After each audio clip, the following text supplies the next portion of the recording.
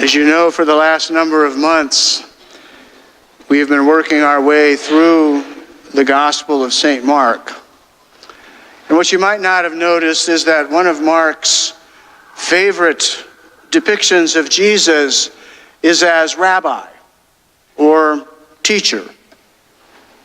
That was the reference to him today, for instance. And we see repeatedly, particularly in this gospel, that as hard as Jesus tries, the disciples just don't seem to get it. They just don't seem to understand what he's saying. And really, we could find some comfort in all of this. After all, if Jesus' inner circle didn't get it, then surely Jesus will cut me some slack for failing to comprehend the full import of his message. Right before that gospel passage that we just heard, Jesus had for the third time predicted his suffering and his death.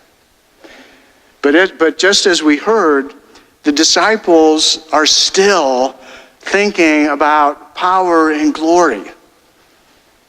Teacher, we want you to do for us whatever we ask of you.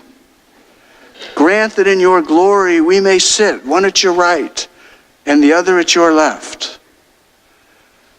And Jesus says, you do not know what you are asking. Can you drink the cup that I drink, or be baptized with the baptism with which I am baptized? You know those that are recognized as rulers over the Gentiles lord it over them, and their great ones make their authority over them felt. But the Son of Man came not to be served, but to serve. Jesus is inviting his followers and us into a different kind of world. And we heard just a few weeks ago, also in this same gospel, that the disciples did not understand what he was saying. And they were afraid to ask. Again and again, Jesus is trying to teach us that he is not the kind of Messiah that the world thinks it needs. Some sort of ruler who will set all things right by the world's standard of power and control. Rather, Jesus is going to be betrayed, and he's going to be rejected by the controlling powers of the world. And his kind of self-sacrifice is just what he calls his disciples to take on when he says to them over and over again, follow me. But they just don't get it. But I wonder actually if Jesus' disciples are not really as dense as they are sometimes made out to be. Perhaps they're afraid to ask Jesus for more clarification about what he's saying because they really do get it and are terrified at the prospect of what they're hearing. I don't know about you, but I certainly can identify with that. Like the disciples, I suspect most of us are not so sure at all that we want to walk where Jesus, the teacher, is leading us. Mark Twain once famously said, "It's not what I don't understand in the Bible that bothers me. It's what I understand all too well." And look at that brash exchange between James and John and Jesus. Teacher, we want you to do for us whatever we ask of you. In other words, come on, Jesus. We've dropped everything to follow you, everything. And we now want some guarantee that all of this is worth it. And Jesus explains to them in so many words, I understand that. Yes, you have. Please understand, I love you. But I want more. Because I'm trying to open your eyes and invite you into the life that God intends for you. I want you to not only think about the world in a new way, I want you to live in a new way. And we might ask ourselves, well, what would that look like? Well, as Father said, this is World Mission Weekend. And in one way, this new way of living looks like missionary discipleship. Missionary disciples are Christians who have come to know Christ and who seek to help others share in Christ's life-giving gift of himself to all of humankind. And it's the responsibility of every single one of us. It becomes for us a way of living. It is as if each one of us is a mission. And you don't really have to be part of some parish program or group to do this. That can be very helpful.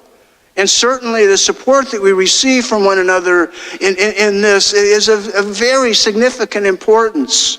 But the reality is that anybody who has truly experienced God's saving love really doesn't need much time or lengthy training to go out and to proclaim that love.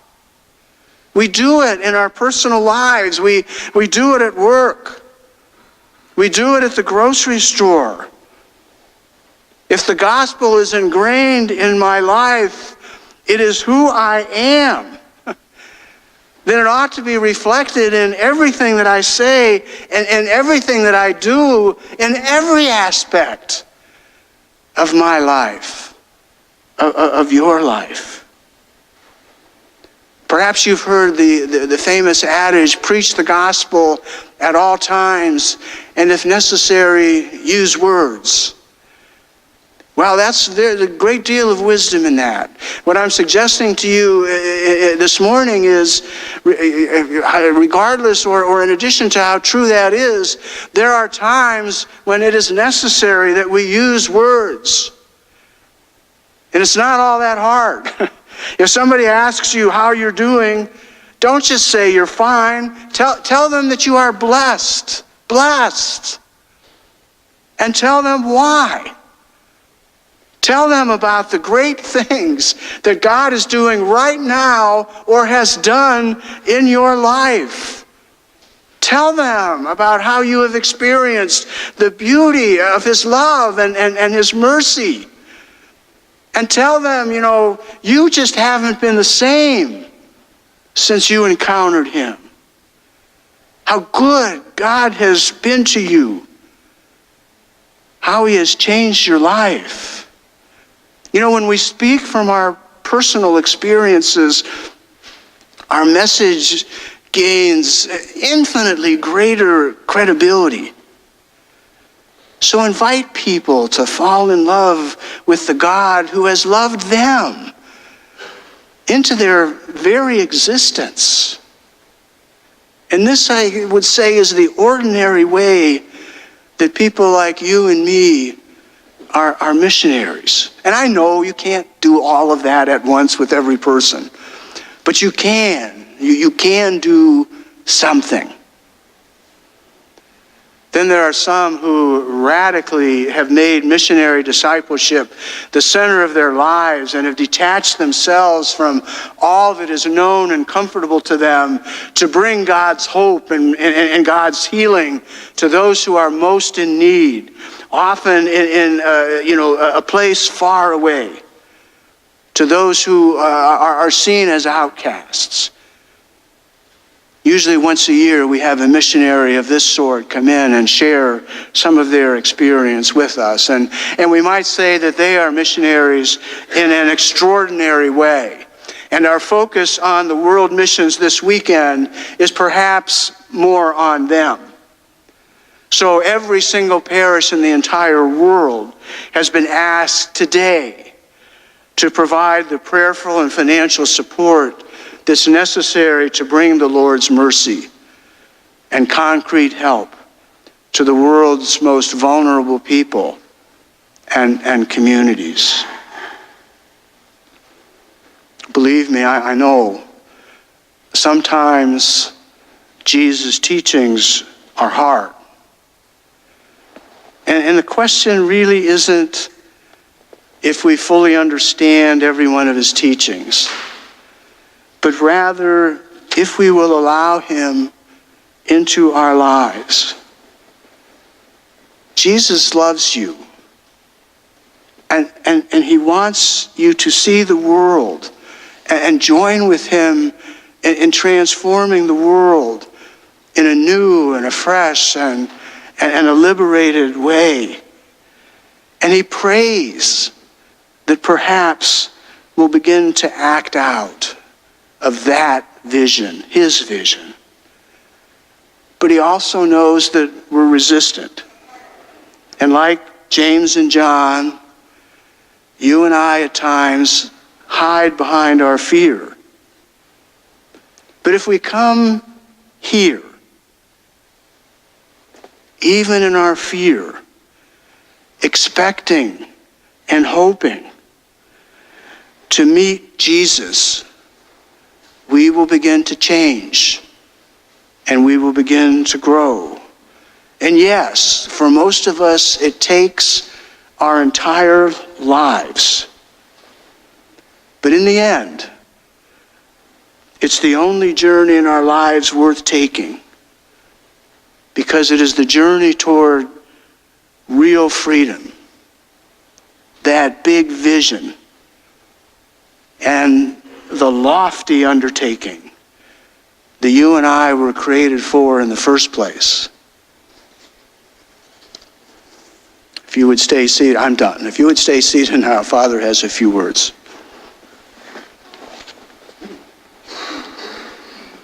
And don't worry, I'm not going to give another whole homily.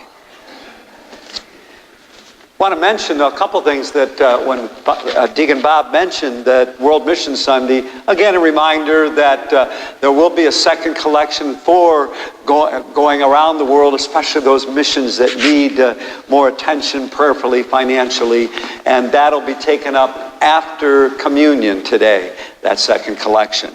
Also want to point your attention to, there's some trifold flyers here. If you find one around you, I want to ask you to pick it up, look around. Want to just talk briefly about something we talked about last week, the whole notion of stewardship. But we're gonna ask you not to fill this out today, but we are going to ask you as a family to take one home and reflect on it. Let me just briefly make a few comments. First of all, that whole notion of stewardship, we already mentioned we have to have a vision for the whole planet and for mission around the world. At the same time, our mission is very local. It begins right here with family, with work, with the parish, with the communities surrounding here. Stewards using our talents, our time, the strengths God's given us to do for others. And in here, and ask you just to briefly look on the front, again, name, phone number, email. Again, if you want, you can take this home and then bring it back next week filled out, hopefully. And if not, we'll have here this next week, and at least hopefully you'll be familiar with it, and we'll take a few minutes to have you sign. In this, the first part you see on the inside, the parish ministries, and I think they're pretty self-explanatory. Each one also mentions, if I already participate, maybe you're in it already, you want to let us know. Also, send me more information. To send me more information clearly is saying, hey, you're not signing on the dotted line you're going to do this. You'd like to find out a little bit more. What does it take? How much time and everything? And then we can get back to you by email to let you know and see if others want to join some of these ministries that so many people already are a part of. As you look through them, you can see, hopefully they're all kind of clear. the St. Vincent de Paul Auxiliary. The women actually work with the St. Vincent de Paul Society, the men. They do all kind of things to provide food and outreach to the surrounding community. And again, a way that we truly are St. Vincent de Paul, because when he lived 400 years ago, what he did in France was really organize groups to show care for the poor and the hungry. So that's our name, and that we can do that in a number of ways here. Another ministry, prayer shawl ministry, some women and a couple men are making shawls that we're giving to people that maybe you're shut in or in a hospital stay or very ill, as a beautiful expression, and I've been able to give that to many, beautiful expression of the prayer and the love of this community. Again, all the others should be pretty obvious as you look at them and think about what you might want to take an interest in. Then if you look, you move from those 3 pages of the flyer, you look to the next 2 pages on the other side. We're also talking about a talent bank. This is pretty obvious when you see it here too, that you may have abilities that you can help another parishioner that maybe needs help in a specific way, or even there may be outreach to some people in the community right around us who could benefit from these different tasks to do. I know I tell people every time, the one I'd never be able to assign is household repair. I became a priest, so I'd always have a maintenance man, you know. But again, if you look at them and see how you may be able to help out. Finally, on those 2 pages of the flyer, it says, I know of a fellow parishioner in need of one or more of these. Maybe you know somebody and you can give their name or their phone number, so that, because we find out there's parishioners out there, maybe not going to church, and some people really in need, and we don't even know about it. So if you know, we want to have that kind of outreach. Thank you for listening to this. Again, take one home and really pray about it, because again, all these ministries that we see are all rooted in prayer and rooted in faith. You know, that somehow these things we don't just do like everybody else. Hopefully we do coming from a deep faith sense, as Deacon Bob said, that influences our lives and the way we reach out and make a difference in others. And right now, we'll proclaim that faith. Let's stand.